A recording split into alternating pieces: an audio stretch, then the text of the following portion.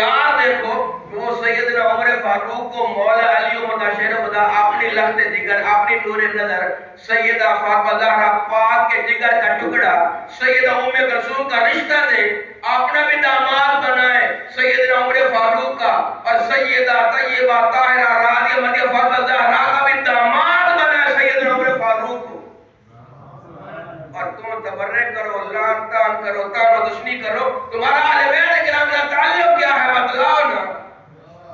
اہل بیت اور رشتہ داریاں کیا کرتے ہیں؟ تمہاری کتابوں سے دکھلاتے ہیں، ایک دوسرے کی درجت سے زائد، تمہاری درجت سے زائد تفسیروں سے دکھلاتے ہیں، مستند کتابوں سے دکھلاتے ہیں کہ سیدنا عمر فاروق داماد حیدر و بطول ہے، داماد حیدر و بطول ہے۔ پھر جھگڑے ختم، لڑائیاں ختم، اسد مسید ایک کرن دی کوشش کرے نہ وڑی میں آج ظفر صاحب کاوڑے نہ بڑھ آج زیادہ ایک مسید باڑ بندے بھی بکری بکری کیوں ہے آج تو جوڑن والے کدو اہل بیت کرام کو سالس بنا لو نا، سالس تو جھگڑے سارے ختم ہو جائے نا۔ یہ تو اب قوم کو کون بتلائے نا کہ رنگ لگا کے شہیدوں میں شامل کون ہے، خون دینے والا مجنون کون؟ یہ قوم کو کون بتلائے نا؟ قوم بھی تو مست ہو گئی نا، قوم کو کون بتلائے نا؟ تو جب سیدنا ابوبکر صدیق کے عمل کے خلوص میں شک کیا لوگوں نے، تو اللہ تعالیٰ نے صفائی بیان فرمائی کہ کوئی نہ، قیامت والے دن، معاشر والے دن بدلہ مل جاتا، اجر و ثواب مل جاتا، ہر کسی کو پتہ لگ جاتا۔ دنیا میں آیت نازل کر کے، قاصد بھیج کے، جبریل بھیج کے یہ آیت نازل کروانا، ان کی تلاوت کروانا کیوں؟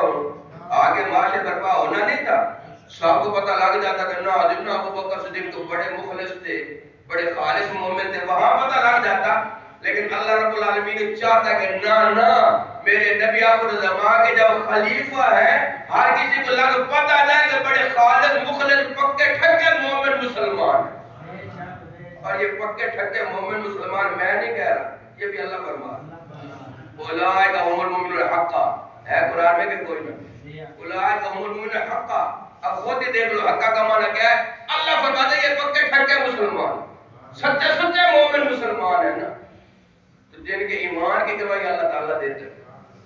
نبی کریم علیہ السلام واقعہ ذکر فرماتے ہیں، سیدنا ابو ہریرہ راوی ہیں، بین رجل یسوق غنما، بین رجل یسوق بقرہ اذا یفا راکبہ فآیا فراکبہ، کہ ایک بندہ جو ہے نا وہ بیل لے کے جا رہا ہے، بیل لے کے جا رہا ہے، تو چلتے چلتے جب تھک گیا نا تو بیل کی پیٹھ کے اوپر سوار ہو کے بیٹھ، بیل تھوڑی دیر تو چلتا رہا کہ اب اترتا ہے، جب اس نے دیکھا کہ یہ تو فٹ فاٹ ہو کے بیٹھ کے اترنے کا نام ہی کوئی نہیں لیتا، تو بیل جو ہے نا وہ کھڑا ہو گیا اور پیچھے منہ کر کے کہتا ہے اِنَّا لَمْ نُخْلَقْ لِهَذَا اِنَّمَا خُلِقْنَا لِحِرَاثَةِ الْأَرْضِ، او بھائی ہم سواریوں کے لیے نہیں پیدا کیے گئے، ہم کھیتی باڑی کے لیے پیدا کیے گئے، ہم ہل چلانے کے لیے پیدا کیے گئے، تو ہمارے اوپر بیٹھ گیا، ہم سے گھوڑے خچر والا کام نہ لے، جس مقصد کے لیے پیدا کیے گئے وہ والا کام لے، اس مقصد کے لیے پیدا کوئی نہیں کیے گئے۔ اب یہ واقعہ جب نبی کریم اللہ نے سنایا نا تو صحابہ کرام کی جماعت جو بیٹھی ہے نا وہ بڑے حیران ہو گئی، باقرۃ تتکلم، یا رسول اللہ بیل ہو گئی، انسانی بولی بول رہا تھا، بیل ہو گئی، تو نبی کریم اللہ نے پتہ کیا فرماتا ہے، اومر بی آنا ابو بکر و عمر وما ہوا سلمہ، اس بات پر میرا بھی ایمان ہے، میرے ابو بکر اور میرے عمر کا بھی ایمان۔ اور صحابہ فرماتے ہیں موضوع کی بات ہے اس وقت یہ دونوں حضرات وہاں موجود ہی کوئی نہیں، اس مجلس میں نہ ابو بکر صدیق موجود تھے، نہ سیدنا عمر فاروق موجود تھے، اور نبی کریم علیہ السلام فرماتے ہیں اس بات پر میرا بھی ایمان ہے اور میرے ابو بکر میرے عمر کا بھی ایمان ہے، جن کی ایمان کی گواہیاں نبی کریم علیہ السلام دیتے۔ پھر نبی کریم علیہ السلام نے ایک اور واقعہ ذکر فرمایا، بین رجل، ایک بندہ جو ہے نا وہ بھیڑ بکریاں چلا رہا، بینما رجل فی غنم لہ اذ اتى الذئب، کہ اس دوران کے ایک بندہ بھیڑ بکریاں چلا رہا تھا، ایک بھیڑیا آیا، اس نے بھیڑ بکریوں پر حملہ کر، ایک بھیڑ اٹھا کے بھاگنے لگا نا، تو بندہ بھی جو ہے نا وہ بڑا قدموں کا تیز تھا، وہ بھی بڑا سارا دودھ بیچ نہیں دیتا تھا، کچھ پیتا بھی تھا نا، قدموں کا بڑا تیز تھا، طاقت والا تھا نا، ورنہ بھیڑیا کتنا طاقت والا جانور ہوتا ہے، تو وہ بھی پیچھے بھاگ کھڑا ہوا اور اس کو پہنچ بھی گیا اور اس سے چھین بھی لیا اپنی بھیڑ نا، اس کے منہ سے چھین لی، بھیڑیا بڑا حیران پریشان ہو کے، اور کیا کہتا ہے کہ رزق میرے منہ میں آیا چھین لیا تھا، آج جو چھین لیا ہے نا، فَمَنْ لَا رَايَ لَهُ يَوْمَ لَا رَايَ لَهَا خَيْرِ، آج جو نے چھین لی نا تو جب سارے مدینہ چھوڑ کے چلے جاؤ گے اس وقت تو ہم ہی ہوں گے نا، پھر کون رکھوالا ہوگا بھیڑ بکری ہوگا؟ تو وہاں بھی صحابہ کرام حیران ہو گئے، بھیڑی ہو کے انسانی بولی بولتے، بھیڑی ہو کے. تو نبی کریم علیہ الصلوۃ والسلام کیا فرمایا، مومن بھی آنا ابو بکر و عمر، اس بات پر میرا بھی ایمان ہے، میرے ابو بکر میرے عمر کا بھی ایمان. ایمان کی گواہی نبی کریم علیہ الصلوۃ والسلام دیتے ہیں کہ کوئی نہیں. اللہ تعالیٰ ان کے خلوص اور ان کے اعتقاد جو ہے اور مضبوط ایمان کی گواہیاں دیتا ہے کہ کوئی نہیں. جب ظلم کی نسبت کی جائے تو اللہ برات بیان کرتا ہے کہ کوئی نہیں، صفائیاں دیتا ہے کہ کوئی نہیں. سچی بات یہ ہے کہ نبی کریم علیہ السلام کو ابو بکر صدیق سے اتنی محبت ہے، اتنا پیار ہے کہ نبی کریم علیہ السلام فرماتے ہیں کہ اگر میرا ابو بکر کسی کو کچھ کہہ بھی لے، کسی کو ڈانٹ بھی لینا، کچھ کہہ بھی دینا، تو میری وجہ سے تم نے کچھ نہیں کہنا میرے ابو بکر. یہ نبی کریم علیہ السلام کا اعلان ہے، اعلان ہے. اس کا پس منظر میں عرض کرتا ہوں کہ پورا واقعہ کیا ہے کہ ایک موقع پر اس طرح ہوا کہ سیدنا ابو بکر صدیق فرماتے ہیں کہ میں ڈانٹ بیٹھا، جھڑک بیٹھا پیارے عمر فاروق. کوئی ایسی خاص وجہ کوئی نہیں تھی، کوئی اتنی بڑی بات کوئی نہیں تھی، میں ایسے جھڑک بیٹھا، ڈانٹ بیٹھا. اب جو ہے نا بعد میں مجھے احساس ہوا کہ کوئی ایسی وجہ نہیں تھی، بلا وجہ میں نے ڈانٹ دیا، جھڑک دیا پیارے عمر فاروق کو. اب میں نے منانے کی کوشش کی، راضی کرنے کی کوشش کی. آگے بھی بڑا نفیس مزاج ہے، آگے بھی بندہ بڑا نازک مزاج ہے، وہ بھی قریش کا سردار.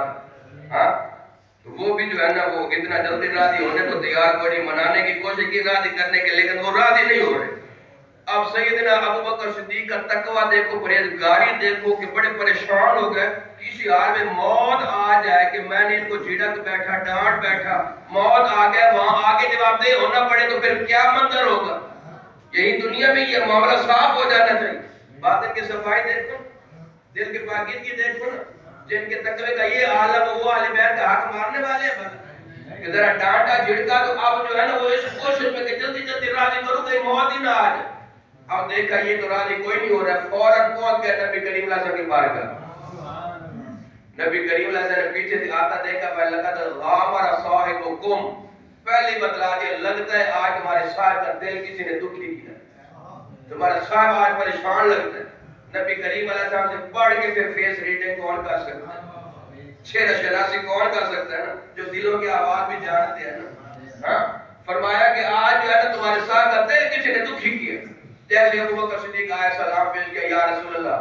وہ میں ذرا عمر فاروق کو ڈانٹ بیٹھا، جھڑک بیٹھا، بعد میں مجھے ندامت ہوئی، شرمندگی ہوئی، احساس ہوا. میں نے راضی کرنے کی کوشش کی، وہ راضی کوئی نہیں ہو رہے. بڑی منانے کی کوشش کی، مان کوئی نہیں رہی. مہربانی کرو، زندگی کا پتہ کوئی نہیں، راضی کر دو نا، کرم فرماؤ نا. اب نبی کریم علیہ السلام خاموش بیٹھ گئے. ادھر سیدنا عمر فاروق کو احساس ہوا گھر میں ایک بزرگ صحابی ہیں، نبی کریم علیہ السلام کے یار غار ہیں، وفادار ہیں، جانثار ہیں. کیا ہوا ڈانٹ بیٹھے، جھڑک بیٹھے؟ ایسے میں منہ بنا کے بیٹھ گیا، ایسے منہ بنا کے بیٹھ گیا. وہ بات نہ کرنے والی. اب اس کا کفارہ یہ کہ میں جا کے راضی کروں پیارے ابو بکر صدیق. ان حضرات کی باطن کی صفائیاں دیکھو، دل کی پاکیزگیاں دیکھو نا، کیسے وہ ہستیاں ہیں نا، اندر کھوٹ میں رکھنے والی ہستیاں تو ہیں ہی کوئی نہیں. اب میں راضی کر دو پیارے ابو بکر صدیق کو. گئے ابو بکر صدیق کے گھر، پتہ چلا اپنے گھر تو ہے کوئی نہیں. لگ پتا کہ اپنے گھر کوئی نہیں تو کہاں ملیں گے، کہ اپنے یہ تو بیگانے بھی جانتے ہیں، غیر بھی جانتے ہیں کہ ان دونوں ہستیوں میں جو اپنے گھر نہ ملے وہ دوسرے گھر میں ملتا ہے. نہیں توجہ فرما. وہ ہجرت والی رات کافروں نے دیکھا اپنے گھر حجرہ پاک میں تو پیارے مصطفیٰ کریم علیہ السلام ہے کوئی نہ، تو پھر گئے تو کہاں گئے؟ نام لے لو نا، دلوں کے زنگ دور ہوتے ہیں. گئے تو کہاں گئے؟ پیارے ابو بکر صدیق کے گھر میں گئے نا.